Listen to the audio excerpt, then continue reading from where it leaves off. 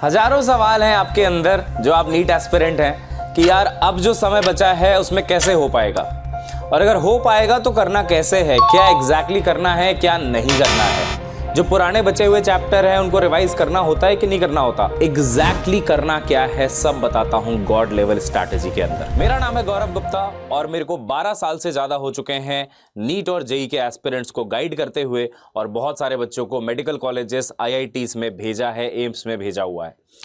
अब यहां पे बात करते हैं कि जो समय आपका बचा हुआ है, सबसे पहले तो आप ये समझ लीजिए कि भले ही आप अपने आप को टॉपर मानते हैं, चाहे आप एवरेज मानते हैं, चाहे बिलो एवरेज मानते हैं, आज सब के सब एक ही स्टार्ट लाइन पे खड़े हैं। ऐसा मैं इसलिए कह पा रहा हूं क्योंकि यहां से जो सफर है 4th मई तक का, वो हर किसी को भागना पड़ेगा। वो जो भी रुकेगा वो पीछे रह जाएगा। Hard work can beat talent if talent does not work hard. अगर आपको लगता है ना आप बहुत टैलेंटेड हो, आप यहां से कम भी भागोगे तो चलेगा, नहीं, एक हार्ड वर्किंग बंदा आपको बीट कर जाएगा। और अगर आप हार्ड वर्किंग बहुत ज्यादा हैं तो याद रखिए आप सबको बीट करने का दम रखते हैं।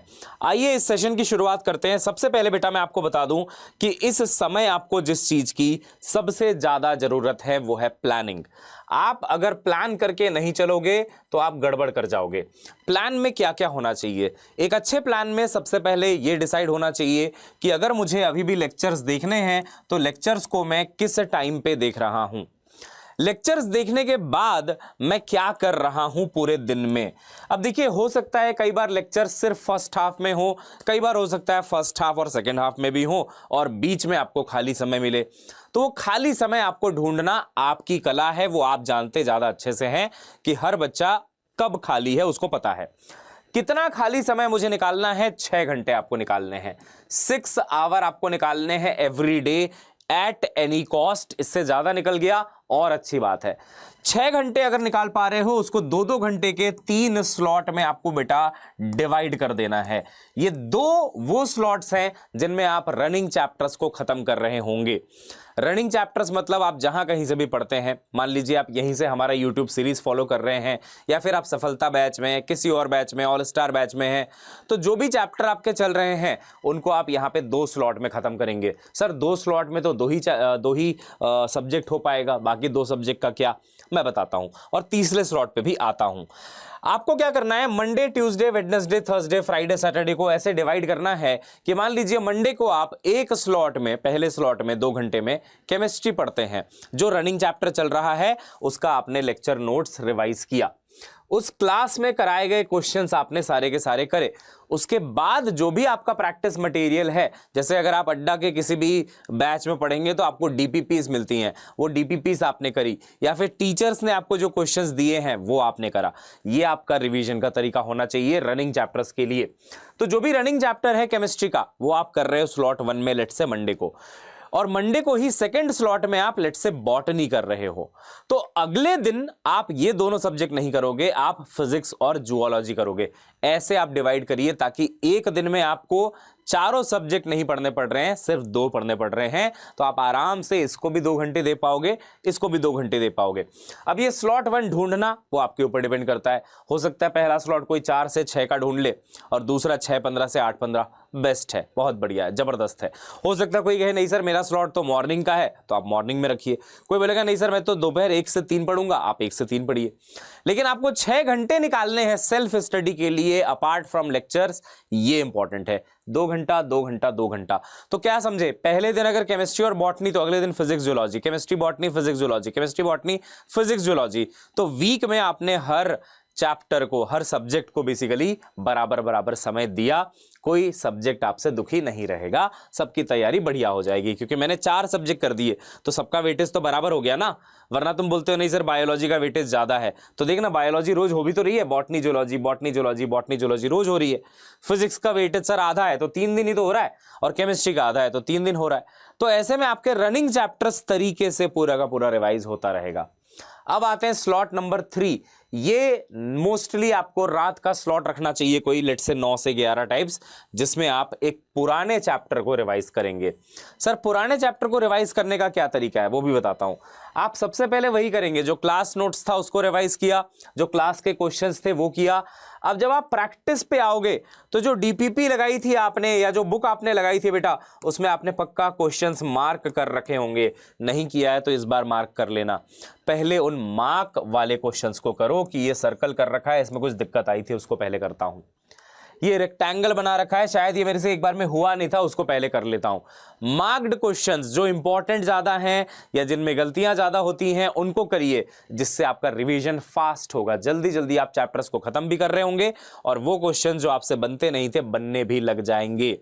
इसमें इजी क्वेश्चंस रह ना जाएं, इसके लिए अगले साइकिल ऑफ रिवीजन में आप अनमार्क्ड वाले भी करना। तो इस तरीके से आपका सारा का सारा बैलेंस होता रहेगा। तीसरे स्लॉट का रिवीजन आप डिसाइड करेंगे किस दिन कौन सा चैप्टर रिवाइज करना है, क्योंकि वो आपको पता है। फॉर एग्जांपल, अगर आप सफलता बैच के स्टूडेंट हैं तो आपका इलेक्ट्रिक चार्जेस एंड फील्ड से लेकर के पूरा मॉडर्न फिजिक्स चल रहा है, अभी सेमीकंडक्टर चलने वाला है, वहां तक सब कुछ खत्म हो गया, मतलब ऑलमोस्ट पूरी 12th हो चुकी है। तो आप 12th के चैप्टर्स को यहां पे डालना शुरू करिए ना, कि आपने मान लीजिए डिसाइड किया कि 6 दिन है तो मैं 2 दिन फिजिक्स का रिवीजन कर रहा हूं, 2 दिन केमिस्ट्री का, 2 दिन बायोलॉजी का। अब ये 2 दिन में आप फिजिक्स के 3-4 चैप्टर रिवाइज कर जाओगे। यहां पे आप केमिस्ट्री के ऐसे डाल दो, यहां पे आप बायोलॉजी के ऐसे डाल दो। तो बहुत रैपिड तरीके से आपको रिवीजन प्लान करना है। आप बोलते हो सर रिवीजन में टाइम लग जाता है, स्मार्ट रिवीजन करो ना बेटा। मैं वही तो कह रहा हूं, आप पूरा क्वेश्चन क्लास नोट्स पढ़ने में आपको टाइम नहीं लगेगा। क्लास के क्वेश्चंस आपको दिमाग में होते हैं, याद होते हैं, हो जाएंगे। प्रैक्टिस के समय आप मार्क्ड वाले क्वेश्चन पहले कर लो, हो गया आपका रिवीजन। तो कम समय में ज्यादा इफेक्टिविटी निकालिए, ज्यादा इफेक्टिवनेस निकालिए, तब जाके आप गॉड लेवल स्ट्रैटेजी में विनर बन पाएंगे। ठीक है, तो ये है बेटा बढ़िया सा स्ट्रैटेजी जो आपका रनिंग चैप्टर्स को भी कंप्लीट कराता रहेगा और पुराने चैप्टर्स को भी। एक बार जब मुझे लगता है मार्च के आसपास में, मार्च 10th के आसपास में, जब मुझे लग जाए कि आपका सिलेबस अब हो चुका होगा, अब आप रनिंग लेक्चर्स नहीं देख रहे हैं, खाली रिवीजन लेक्चर्स यूट्यूब पे देख रहे हैं, तो मैं इस स्ट्रैटेजी को थोड़ा सा मॉडिफाई कर दूंगा अभी के लिए, लेकिन ये बिल्कुल परफेक्ट है आपके लिए। ठीक है, बात करते हैं अगर कि सर आप हमें इसमें कैसे मदद करोगे। देख बेटा, इतने चैप्टर्स मैंने ऑलरेडी पढ़ा दिए, ईएम वेव रहता है, एसी का लेक्चर 2 आने वाला है, इतने चैप्टर्स मैंने ऑलरेडी करा दिए। यूट्यूब की बात कर रहा हूं मैं, यूट्यूब की जो डॉक्टर्स 5000 की मुहिम है, जहां पे हम 5000 डॉक्टर बनाना चाहते हैं, इतने चैप्टर्स हो गए। आपको पता भी चला कितनी जल्दी जल्दी हो गया सब कुछ। अब जो आगे के चैप्टर्स हैं उससे पहले एक बात सुन लो, आपके और भी प्रॉब्लम्स हैं, चैप्टर्स खत्म करना ही एक प्रॉब्लम नहीं है। देखो 16 तारीख को 7 बजे एक स्पेशल सेशन आ रहा है यूट्यूब पे, जहां पे मैं ऑल ग्राफ बेस्ड क्वेश्चंस करा रहा हूं, जिसमें मैं पूरी क्लास 12th के ग्राफ बेस्ड क्वेश्चन कवर कर दूंगा। एक नीट के बच्चे के लिए वरदान की तरह है ये, क्योंकि ग्राफ कई बार आपको परेशान करता है। इसमें ग्राफ पे जो भी सवाल बन सकते हैं इकट्ठा होना शुरू हो चुके हैं, काम होना उस पर शुरू हो चुका है। जहां से भी ग्राफ का क्वेश्चन बन सकता है क्लास 12 में, एवरीथिंग वी विल कवर। अभी 12th का कर रहे हैं क्योंकि अभी 12th पढ़ा रहे हैं, आगे जाके एक सेशन और लेंगे जहां पे 11th का करेंगे। 17 तारीख को मॉर्निंग 8 बजे all assertion reason based questions of class 12th। अब तुम बोलोगे सर यही तकलीफ थी, आपको कैसे पता चला कि यही तकलीफ थी हमारी? बेटा मुझे सब पता है तुम्हें क्या तकलीफ है। ग्राफ के क्वेश्चन में अटकते हो, नहीं अटकोगे, सारे टाइप के क्वेश्चन करा दूंगा एक बार में। 2 से 2.5 घंटे का सेशन होगा, सारे ग्राफ क्वेश्चंस खत्म। असर्शन रीजन में अटकते हो, दिक्कत आती है, सारे असर्शन रीजन के क्वेश्चंस खत्म। यही तो चाहिए था आपको। और इन क्वेश्चन से जो कंसेप्चुअल क्लैरिटी आती है बेटा, वो कहीं से नहीं आती, क्योंकि आपको चैलेंज करता है, सोचने के लिए मजबूर कर देता है कि पहला स्टेटमेंट भी सही लग रहा है, दूसरा भी सही लग रहा है। अब दोनों सही तो हैं, बट अब ए में क्लिक करूं या बी में, कि जो असर्शन का रीजन है वो करेक्ट एक्सप्लेनेशन है कि नहीं है।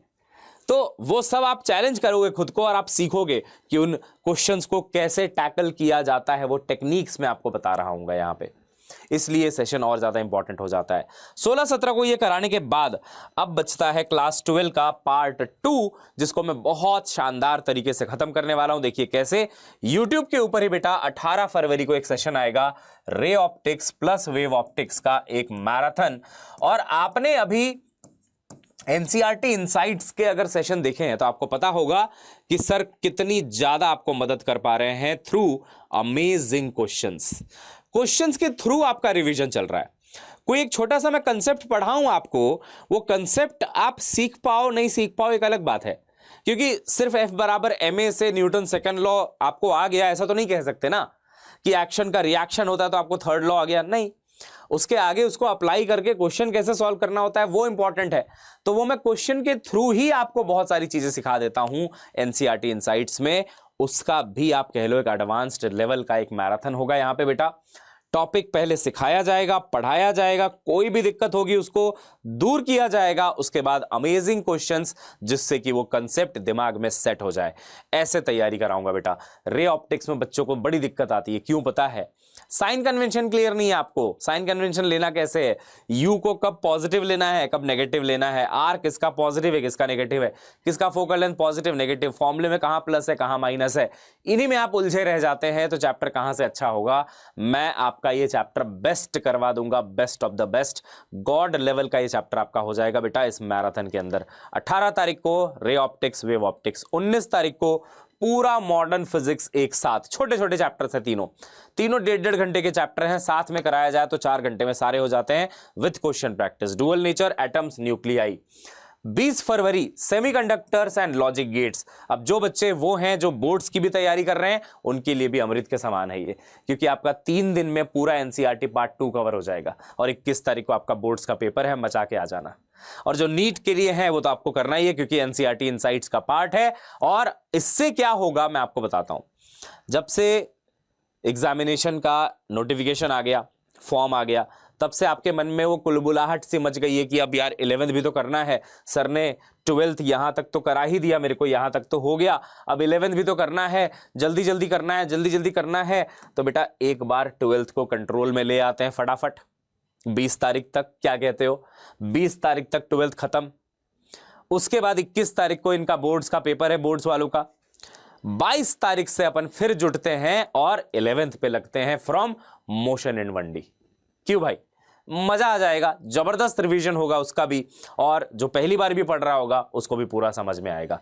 अब बेटा देखो, मैंने अपनी तरफ से पूरी स्ट्रैटेजी, पूरा माइंड मैप, मेरी आंखों में सब क्लियर है एकदम कि ऐसे ऐसे ऐसे ऐसे आगे बढ़ना है और ऐसे बच्चे का सिलेक्शन कराना है।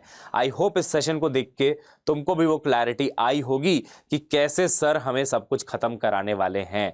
आप देखो ना कितने कम टाइम में हम लोगों ने चीजों को आपके लिए खत्म करके दिया है। ऐसे ही 11th भी आपको इतना ही कम टाइम में आपको खत्म करके दे देंगे।